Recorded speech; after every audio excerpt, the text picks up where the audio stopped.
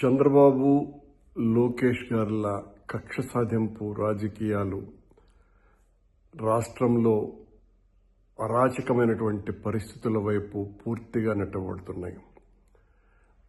ఈ రోజున రాజంపేట పార్లమెంటు సభ్యుడు, వైఎస్ఆర్ కాంగ్రెస్ పార్టీలో అత్యంత కీలకమైనటువంటి నేత, జగన్మోహన్ రెడ్డి గారికి ఎంతో ఆప్తుడు అయిన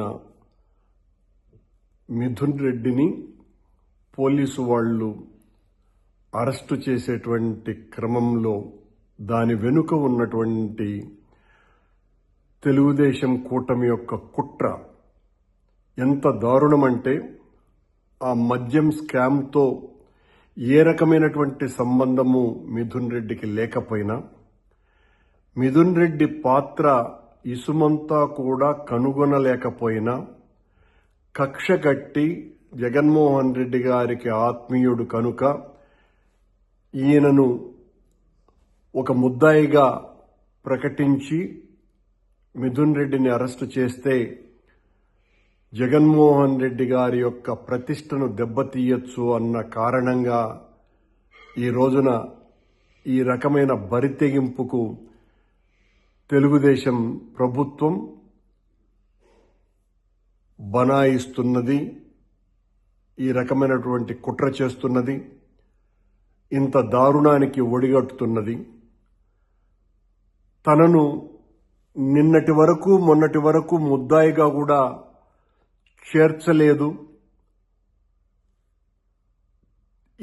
ఈ కేసు పూర్తిగా చాలా బలహీనమైనటువంటి కేసని, ఇందులో ఇప్పటి వరకు అరెస్ట్ అయినటువంటి వాళ్లకు ఇసుమంత పాత్ర కూడా లేదని, వైఎస్ఆర్ కాంగ్రెస్ పార్టీ హయాంలో ఓ మద్యం కుంభకోణం జరిగింది అని వీళ్లే ఒక పెద్ద కల్పిత కథ, ఒక ఫిక్షన్ స్టోరీని తయారు చేసి తద్వారా కొన్ని వేల కోట్ల రూపాయలు ఎన్నికల్లో ఖర్చు పెట్టడానికి ఆ డబ్బంతా వినియోగించారు అనే ఒక కారణం చూపుతూ, ఎక్కడ ఇంతవరకు డబ్బులు దొరకకపోయినా ఆ డబ్బు ఒకవేళ దొరికిన డబ్బులన్నీ కూడా మద్యానికి సంబంధించినటువంటి డబ్బులని ఎవరివో దొరికితే దానికి అంటగట్టి ఈ కేసును చాలా బలంగా తయారు చేసి వీళ్ళనందరినీ కూడా జైళ్లకు పంపాలా అన్నటువంటి క్రమంలో భాగంగా ఈ రోజున మిథున్ రెడ్డిని అరెస్టు చేసేటువంటి కార్యక్రమం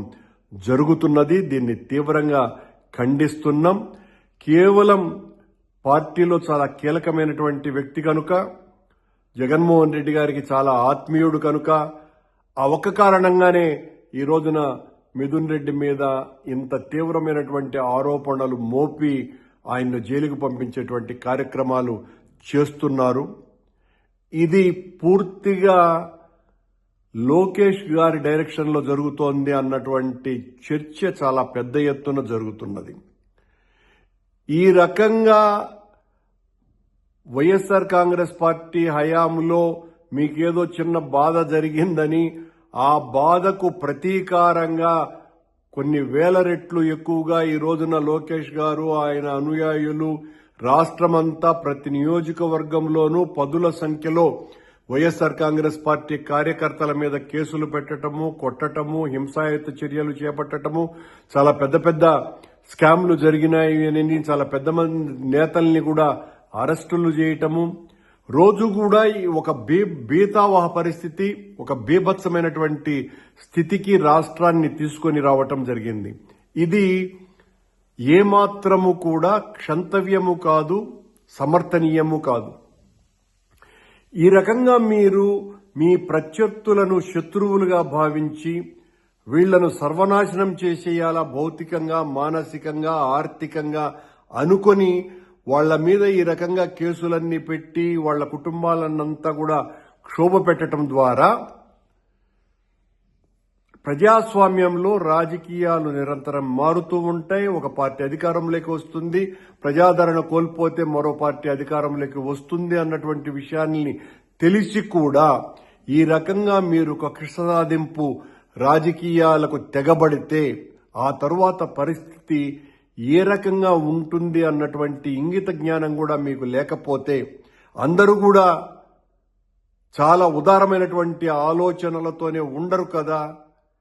మా మీద దెబ్బతీశారు, మమ్మల్ని చాలా తీవ్రంగా హింసించినారు, మానసికంగా, ఆర్థికంగా, సామాజికంగా మమ్మల్ని అందరినీ కూడా ఇంత అవమాన పాలు చేశారు అన్నటువంటి వాళ్ళు అధికారంలోకి రేపు వచ్చిన తర్వాత లోకేష్ గారు ఏ రకమైనటువంటి పరిస్థితులు ఉంటాయి? మీరు చేసిందే కదా, నీవు నేర్పిందే కదా నీరజాక్షానని ఆ రోజున వాళ్ళు మరో రకమైనటువంటి ఆలోచనలు చేసినప్పుడు ఏ రకంగా ఉంటుంది పరిస్థితి? ఇది చాలా తప్పిదం లోకేష్ గారు ఇలాంటి చర్యలు చేపట్టడం అన్నది. మీరు ఒక మంచి ప్రభుత్వంగా మీరే హామీలైతే ఇచ్చారో ఆ హామీలన్నింటినీ కూడా నెరవేర్చి ఆ సూపర్ 6 పథకాలతో సహా 143 వాగ్దానాలు నెరవేర్చే క్రమం చేసి ఉంటే ఖచ్చితంగా ప్రజలు మిమ్మల్ని ఆదరిస్తారు. మీరు ఏ ఒక్క హామీని కూడా ఎన్నికల్లో ఇచ్చినటువంటిది నెరవేర్చకపోగా ఈ రకంగా ప్రతీకార చర్యలకు దిగుతూ ప్రతి ఒక్కరి మీద నిర్బంధాన్ని ప్రయోగిస్తూ దారుణంగా అందరి మీద కేసులు పెట్టి జైళ్లలోకి నెట్టి వ్యక్తిగతంగా వాళ్ళందరి మీద కూడా భౌతికమైనటువంటి దాడులు చేయటము, దీని వలన మరింత పలుచునైపోతారు, బలహీనమైపోతుంది మీ పార్టీ. తద్వారా మీరు 100% అధికారాన్ని కోల్పోతారు అన్న చిన్న లాజిక్ను కూడా మీరు అర్థం చేసుకోకుండా ఈ రోజున మొత్తం తెలుగుదేశం అంతా కూడా, అంటే ఆంధ్ర రాష్ట్రం అంతా కూడా అందరికీ తెలిసినటువంటి మిథున్ రెడ్డి మీద ఈ తప్పుడు కేసు బనాయించటం వలన మొత్తం వైఎస్ఆర్ కాంగ్రెస్ పార్టీ అంతా కూడా దీన్ని గమనిస్తున్నది. పార్టీనే కాదు, ప్రజలందరూ కూడా గమనిస్తున్నారు. మీరు ఈ కేసులు ఏ రకంగా పెడుతున్నారు, జగన్మోహన్ రెడ్డి గారి పర్యటనలను ఏ రకంగా అడ్డుకుంటున్నారు, ఆయన్ను కూడా నిర్బంధించాలని చూస్తున్నారు అన్నటువంటి విషయాలు, ఇవన్నీ కూడా ప్రతి ఒక్కటి కూడా లెక్కలు రాసుకుంటున్నారు అన్నటువంటి విషయాన్ని మీరు తెలుసుకోవాల్సినటువంటి అవసరం ఉన్నది.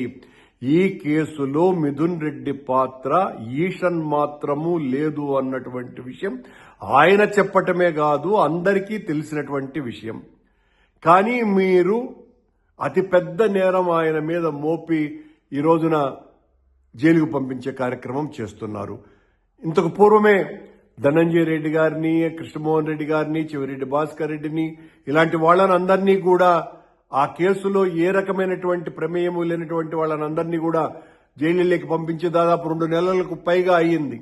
ఇది మీకు ఆనందం కలిగించవచ్చును ప్రస్తుతానికి, కానీ ఆ తర్వాత వేదన, రోదన, క్షోభ మిగిల్చేటువంటి రోజు వస్తుంది అన్నటువంటి సంగతిని మర్చిపోకండి.